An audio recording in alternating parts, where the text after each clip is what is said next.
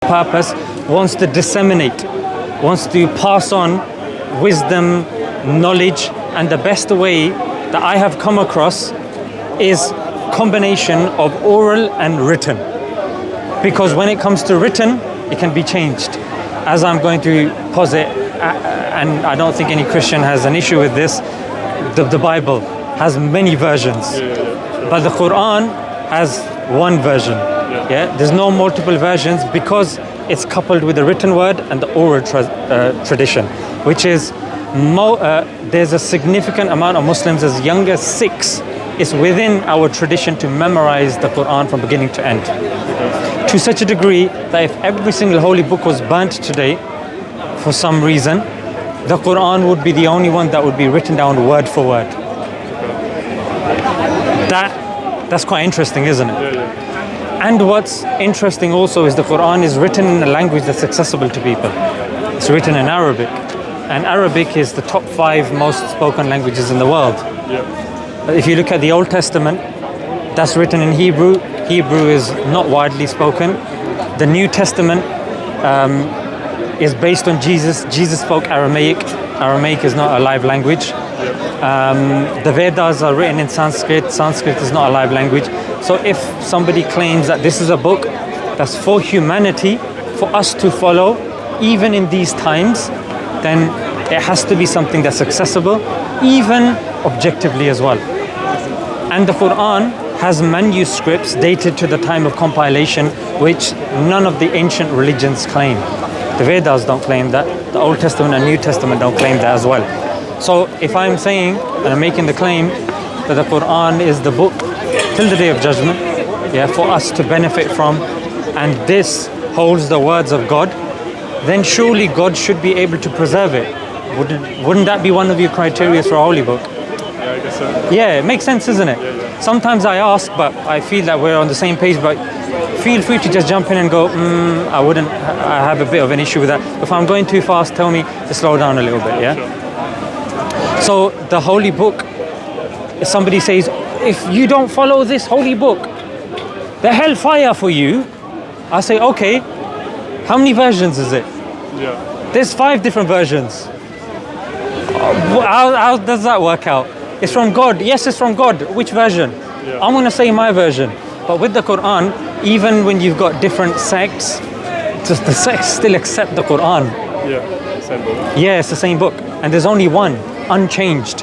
So that as a criteria, that even a form of disseminating knowledge or passing on a message, I would argue that the written word, and I was pondering on this as well, it makes the most sense, Simon, because let's just say we're having a nice conversation.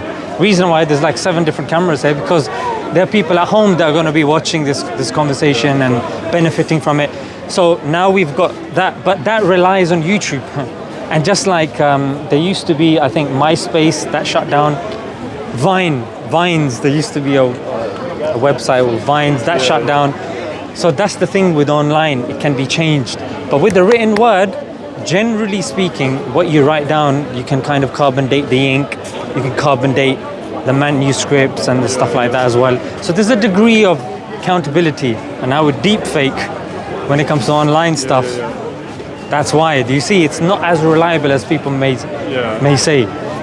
And fake news, people say, oh no, that's fake news, I didn't say this or that. So the written word is something which is consistent amongst the religions. For a holy book, Simon, what would you say would also be criteria that's needed for you to say, you know what, for me to say that this is from God, here's the criteria that also needs to follow? I'm not a religious guy, so... No, just you. I couldn't say, to be honest. Okay, so preservation, of course. Tell me if you agree with some of the points that I'm saying. Number one, that the holy book should be preserved, because if it's from God and we're saying that this is the book that will determine your eternal fate, has to be something that's precise, exact. Make sense? Would you say that there also needs to be objective things in there? That you, Simon, that doesn't believe in religion, that you can go in there and use other criteria to measure it as well? Like, for example, historical proofs.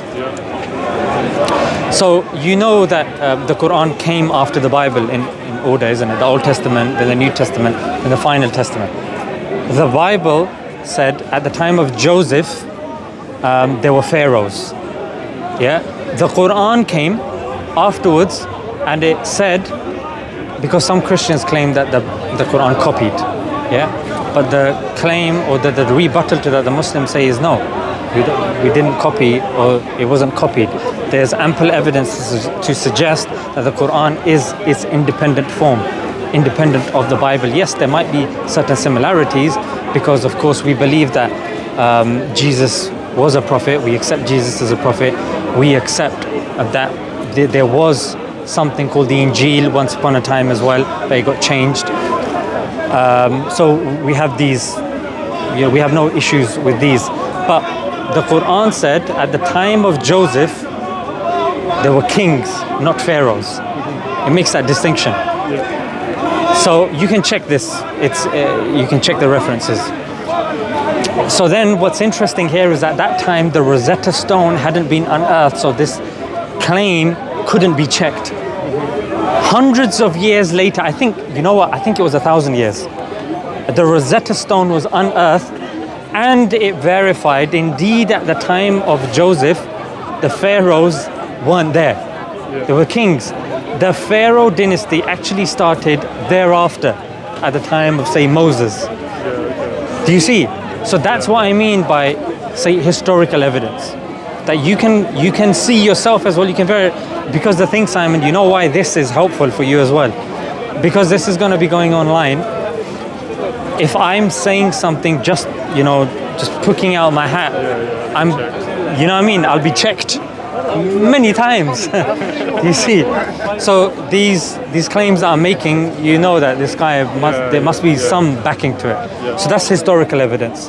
Then there are prophecies in the Quran as well. Because, if somebody comes and says, oh, I'm a prophet.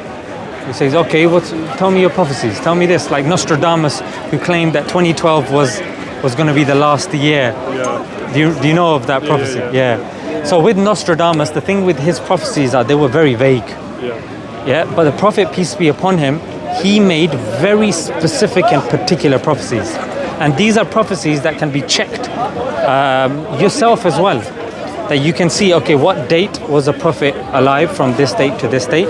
Okay, when was the prophecy made and when was this discovered? For example, the prophet at his time, 1400 years ago, he said there will come a time that the barefoot, unclothed herdsmen will be competing with each other to build the tallest buildings. Now, the time of the prophet, and then he was asked, who are these individuals that you're referring to? He said, the Bedouins, i.e. the Bedouins of the desert. At that time, the Arabs were the low of the low. They were not, there were two major empires. You had the Byzantines, you had Persia, the Romans, the Persians, I think the Sassanids, but these were the main empires at that time, not the Arabs. Not the Arabs. However, I think it's only recent, within I think the last 100 odd years, that oil was discovered in Saudi or in the Arabian Peninsula by an American, no less. So it's claimed. And then that's now referred to as black gold oil. And that changed the landscape of the Middle East. To such a degree that now if you look at the buildings that are the tallest, you've got the Meccan clock tower, and the tallest building in the world right now is the Burj Khalifa, in Dubai. You've heard of that, isn't it? Very famous New Year celebrations, that's always shown. And Saudi is now building something called the Kingdom Tower, and I think either Indonesia is building another one. So these are all to do with the Middle East or the East. It's the Muslims competing with each other to build the tallest buildings. Once upon it, but do you see how specific it is? The Prophet could have referred to the rich Arabs or the Persians, but he made very specific points, even when it comes to other things at his time. Like you might say, a point that you might say is, this is circular reasoning. You might claim a prophecy that can only be proven by Muslims to prove Islam. Do you see? Were you thinking that? Yeah. So there was one prophecy where the Prophet, peace be upon him, predicted that the Byzantines, who were losing so badly at that time, at the hand of the Persians, to such a degree that their leader Heraclius was just being embarrassed. Constantinople fell, the capital fell, a plague had broken out, and they were losing terribly. Prophet, peace be upon him, said, I think from 6 to 9 years, the Byzantines will win. Now this is a date specific and people specific. Now what happened then was, obviously we're going to make the claim that's exactly what happened. But you're going to say, yeah, but you're a Muslim. You're a Muslim making that claim. But I will direct you to a primary source of a non-Muslim, someone called Theophanes. He wrote a collection called the Chronicles of Theophanes. You can check that up, and he references that particular victory of the Byzantines during that exact period. So the point that I'm trying to tell you is, you know, even in science, there's an accumulation of evidence. For example, we were talking about the Big Bang. When you talk about cosmic background radiation, when you talk about redshift, when you talk about the illumination of the stars, because if there's steady state theory, then there's so many stars, and at the night sky, if we look up at the night sky, there should be so many stars and should be more illuminated than it already is. So there's an accumulation of evidence that's put forward for the Big Bang. That's generally how it works, and then science makes the inference to the best explanation. You're familiar with that, isn't it? Like it's based on induction. In other words, if I'm conducting an experiment, I say, okay, here in the UK, in my area, I've seen swans. All swans are, I've seen like 1,000 swans. All swans are white that I've seen. Someone in India, he says the same thing. Someone in Thailand says the same thing. Okay, that's like 3,000 in 3 different areas. It's enough for us to conclude all swans are white. That's how induction works in science. That's one of the kind of main things, yeah? Now, science is open to being disproved as well. Here, yeah? So when somebody discovers a black swan, then it's been falsified, isn't it? It's called the falsification test. Yeah? Now, the Quran also has a falsification test as well. And you can try this out. Yeah? The falsification test of the Quran, which is in line with empiricism, is that if there's a contradiction in it, then naturally it wouldn't be from God. If you believe it's from other than God, then there should be loads of contradictions in it. And now I'm standing in speaker's corner. Anybody can come and bat me over the head and say there's this contradiction, there's that contradiction. Have you come across such a big contradiction that people have said this is the end of Islam? This contradiction is so big that Islam has come, and seas of people leaving Islam because of a contradiction so bad. Have you come across something like that? No, I haven't studied it at all. Yeah. Otherwise, even sometimes when we're scrolling through TikTok, it's like, aha, we've caught the Muslims. You see loads of these videos, but you don't. Why? Because there's nothing that's been posited that is like the smoking gun. That was the word I'm looking for. The smoking gun contradiction. So when it comes to a falsification test, the Quran has it. When it comes to preservation, the Quran has it. When it comes to prophecies, the Quran has it. Now, Simon, my point to you is, you're obviously going to be speaking to people of other religions. You're going to be researching yourself as well. You have the Quran. You took a copy of the Quran, isn't it? Yeah, so you're going to be reading it yourself as well. When you're walking down the street or you're going here and there, is there any other religion that is so blasé about just dishing out free copies of the Quran left, right and center? In every hotel room in Australia there's a Bible in there. There's a Bible, but they don't say take that Bible home with you, it's a free copy. Yeah, But it's there, isn't it? Yeah. So the thing is, we're so confident with the Quran, like even over here, Speaker's Corner is not a Muslim country. Yeah, it's not a Muslim country. But Speaker's Corner is Hyde Park, central London. But you will see, I don't think there's a single stall here giving free copies of the Bible, free copies of the Vedas, free copies of the Guru Granth. The Quran is the only one being distributed.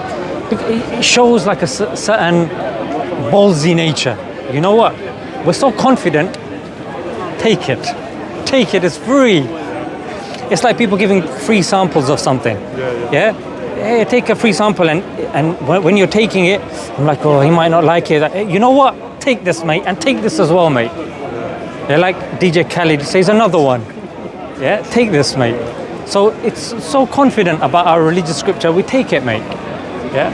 So this again, and even now you'll see, Simon, and I'm open to be proven wrong, the most relevant religion that's being discussed nowadays is Islam. When it comes to talking about moral issues, when it comes to talking about practical issues, when it comes to talking about political, economic issues, because as Muslims, I'll tell you, Islam came to preserve 5 things. Yeah, 1, religion, i.e. monotheism. Islam claims to be the only religion that's purely, out of the ancient religions, that's purely monotheistic. The rest, there'll be some aspect of non-monotheism in there. Next, Islam came to preserve life. That's why in the Quran there'll be verses like, you kill one individual unjustly, it's as if you have killed the whole of mankind. Yeah? Then intellect. Alcohol, nah, but I'm just having a knees up with the lads, you know? No, forbidden. But what, a little sip, you know? No, forbidden. No, but a bit of that, you know? Need a bit of that energy, that boot. No, none of that, mate. No, but what? Intellect. Some people do. Don't do it on your face, but on the slide. Yeah. But the book doesn't say that, though, innit? Yeah. Yeah, you got me. So the book doesn't say that. He's right, though. He's right. Some people will do that, and that's why I'm not here to defend Muslims. I'm here just talking about Islam. So, intellect, it affects a person's intellect, like drinking and driving. Or somebody doing drugs, it impairs their senses when they're driving, when they're doing other things, they'll make poor judgments. Yeah, sometimes even in the city, they'll make bad investment choices. We're in the city now, because they've been doing the old lines here and there, you know. So, intellect, Islam came to preserve intellect. Life, also I mentioned, family, adultery, disloyalty in relationships is seen very seriously in Islam. Why? Because 2 people that are committed to each other, if that relationship is destroyed, it affects the children that are linked to that. Statistics tell us that a child who comes from a broken home is more likely to be obese, more likely to, abuse drugs, more likely to become a bane for society. Those people that are coming from that broken home, they're more likely to be banes for society as well. Individuals in that relationship, they're more likely to be scarred, traumatized. It's because I'm into psychology as well. I see this. It's a major part of the spectrum of trauma that people go through, these relationships. And also a major contributor to males committing suicide are, bad relationships. Yeah. So, and the last thing is money, wealth. Islam came to preserve wealth, and that's why interest. Islam has a big issue with interest. Yeah. Why? Because interest makes the rich richer and the poor poorer. Now, naturally speaking, Islam's not going to be promoted by everybody, because most of these things that I've mentioned, there are major industries: the alcohol industry, the gambling industry. You've got the banking system relies on interest. You know what I mean? And of course, irreligiosity helps, because then with that gap, when it's there, you fill it with materialism. So those are the 5 main things that Islam comes. So what do you think about what I've said so far in terms of, say, Islam's relevance, in terms of maybe the issues that maybe you have with what's going on in society, and you wonder if Islam has a solution for that? Like, what are your thoughts so far? I agree with all the basic points of I don't really drink much, etc. Don't gamble, against gambling. But I don't think, for me at least, that Islam is. I don't think my solutions to that come through religion. They're just based on my own moral compass. Okay, brilliant. Now, here's the thing. I'm I'm really sorry. I'm gonna have to go. Okay, no worries, no worries. It was I really nice appreciate speaking it. to you. Yeah, it was yeah, nice yeah. No, speaking thanks to for your time. Yeah. And hopefully I'll be here next week or whenever you get a chance. Just drop by. Awesome. Yeah. Thank you. Thanks a lot. Thanks a lot. Okay, can I just chop it off their cameras? You want to talk off camera? Yeah. Just Yeah. That's fine. Yeah. Bro, we gotta do something about these, man. It's so much.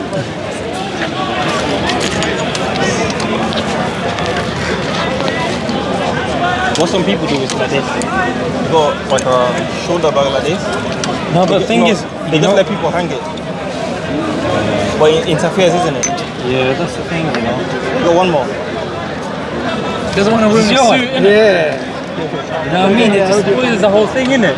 Little black squares all over. You know what I mean? Like some people, they don't know Speaker's Corner. They see all this, they think I'm part of the mafia. You know, they got that thing.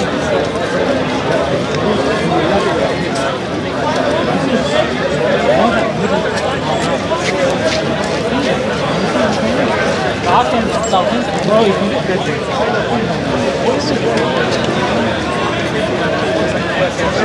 I don't know, I can ask. That's why they refuse to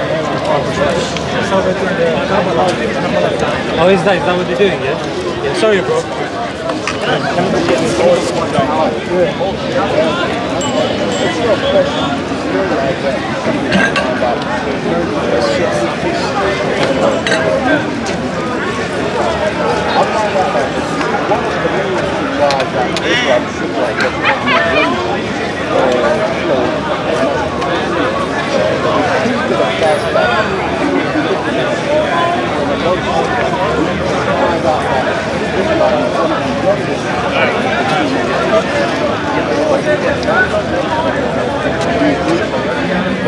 Necessarily. I'll tell you what,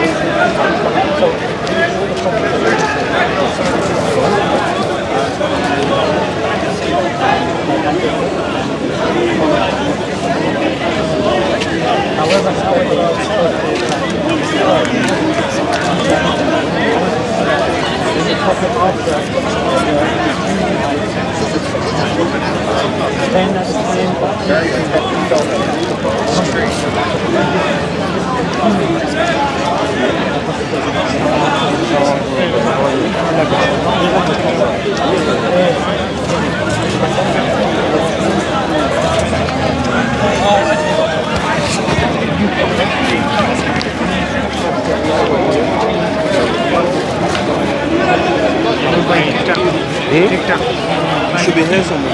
Good. No, there's Mike's here. Oh yeah, that's mine. That's mine. That's the one you use? Yeah.